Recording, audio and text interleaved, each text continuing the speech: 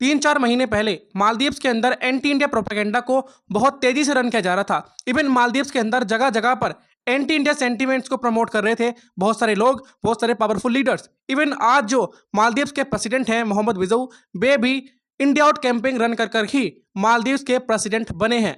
और ये time India Maldives relation के लिए एक डार्क पीरियड था। But now if you look at the Maldives, अब मालदीव्स यू टर्न ले रहा है। जो मालदीव्स कुछ महीनों पहले चाइना की तरफ इंक्लाइन था, वही मालदीव्स आज कह रहा है कि India is one of the closest ally of Maldives. वो इंडिया आउट कैंपेन की वजह से ही है। और इस इंडिया आउट कैंपेन की वजह से इंडिया को काफी सफर करना पड़ा, क्योंकि इंडिया आउट कैंपेन का एक मेन मोटिव था कि जितने भी इंडिया के मिलिट्री पर्सनल्स मालदीव्स के अंदर स्टेशन हैं, उनको किसी भी तरीके से मालदीव से बाहर निकाला जाए। और ये काम इंडिया आउट कैंपेन ने बखूबी किया, जिसके बाद इंडिया ने धीरे धीरे करके मालदीव्स के अंदर से अपने मिलिट्री पर्सनल्स को विड्रॉ कर लिया। बट नाउ ये वर्ड्स मालदीव्स के प्रेसिडेंट मोहम्मद बिजौ के हैं कि India is one of the closest ally of Maldives and an invaluable partner. एक टाइम पर इन्होंने ही इंडिया आउट कैंपेन रन करा और अब ये ही इंडिया को अपना क्लोजेस्ट अलाई बता रहे हैं। मालदीव्स एक आर्चिपेलागो नेशन है और इसी की वजह से मालदीव्स के अंदर बहुत सारी इनसफिशियंसी हैं। जैसे कि आपको पता होगा, मालदीव्स को बहुत सारी चीज़ें बाहर से इंपोर्ट करनी पड़ती हैं। जो डेली यूज़ में आने वाली चीज़ें होती हैं, खाने पीने के सामान होते हैं, वे भी मालदीव्स इंपोर्ट करता है। और यह काम कौन करता है? इंडिया। क्योंकि आपको पता होगा इंडिया और मालदीव्स के बीच में काफ़ी कम डिस्टेंस है एज कम्पेयर टू चाइना और मालदीव्स। अगर चाइना से मालदीव्स इन सभी चीज़ों को इंपोर्ट करेगा, दैट मीन्स वो चीज़ें और महंगी हो जाएंगी, बिकॉज उसमें ट्रांसपोर्टेशन कॉस्ट और ऐड हो जाएगी। मगर इंडिया और मालदीव्स के बीच में ऐसा कुछ नहीं है, बिकॉज डिस्टेंस काफ़ी कम है। और अगर मालदीव्स के अंदर किसी चीज़ की कोई अर्जेंट नीड होती है तो इंडिया इजीली उसको सप्लाई करता है। और ऐसा ही आपने कुछ दिनों पहले देखा होगा जब इंडिया ने बहुत सारी इमरजेंशियल कमोडिटीज़ को मालदीव्स को एक्सपोर्ट किया था। देखो, आपको मैं एक बात बताता हूँ, जब मालदीव्स के अंदर इंडिया आउट कैंपेन रन किया गया था तो उस टाइम पर बहुत सारे लोगों का ब्रेन वॉश किया गया था। बट नाउ मालदीव्स के अंदर जो रहने वाले लोग हैं वो इस चीज़ को समझ रहे हैं कि इंडिया मालदीव्स के लिए कितना ज़्यादा इंपॉर्टेंट है। क्योंकि जब चाइना से मालदीव्स गुड्स को इंपोर्ट करता है तो उसके प्राइस बढ़ जाते हैं, और वो प्राइस पे कौन करता है? मालदीव्स के अंदर रहने वाले आम लोग। And that's why you are seeing the U turn in Maldives foreign policy toward India.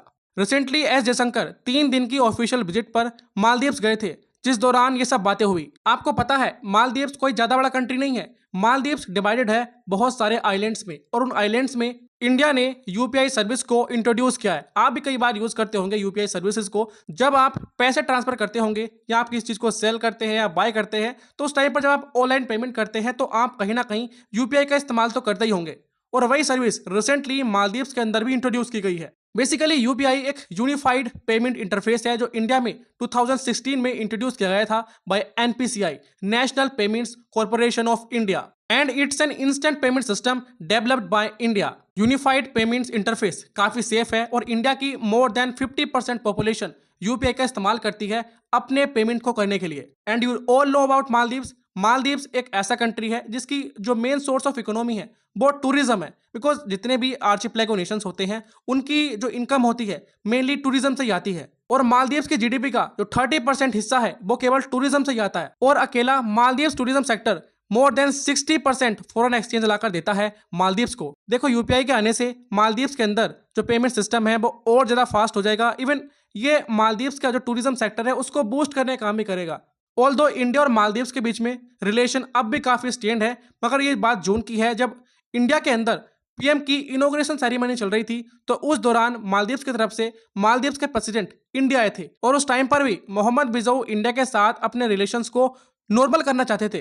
पर क्या अभी हम ये कह सकते हैं कि इंडिया और मालदीव्स के बीच में जो आज रिलेशन है वो मोहम्मद बिजौ के आने से पहले जो रिलेशन थे क्या उनके जैसे हैं? बिल्कुल भी नहीं। इस टाइम पर इंडिया और मालदीव्स के बीच में जो रिलेशन है वो धीरे धीरे नॉर्मल होते जा रहे हैं। But at this point of time इतने अच्छे रिलेशन इंडिया और मालदीव्स के बीच में फिर से स्टैब्लिश नहीं हुए हैं जो पहले थे।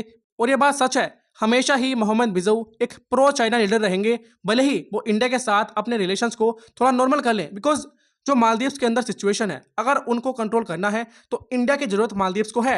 And same thing goes with India. अगर इंडिया ऐसा नहीं करता है तो चाइना मालदीव्स के अंदर अपना एक स्ट्रॉन्ग होल्ड बना लेगा। And you all know Maldives China के उधार के नीचे दबा हुआ है। मालदीव्स की इंडियन ओशन में स्ट्रेटेजिक पोजीशन इंडिया को मैरीटाइम सिक्योरिटी प्रोवाइड करने में काफी क्रिटिकल रोल प्ले करती है। और यहाँ पर आप देख सकते हैं ये ग्लोबल टाइम्स का आर्टिकल है, इन्होंने इस आर्टिकल को पब्लिश किया है जिसमें कहते हैं China Maldives cooperation not exclusive does not affect India. I hope you get the clear understanding of today's topic. That's all about this video. Jai Hind.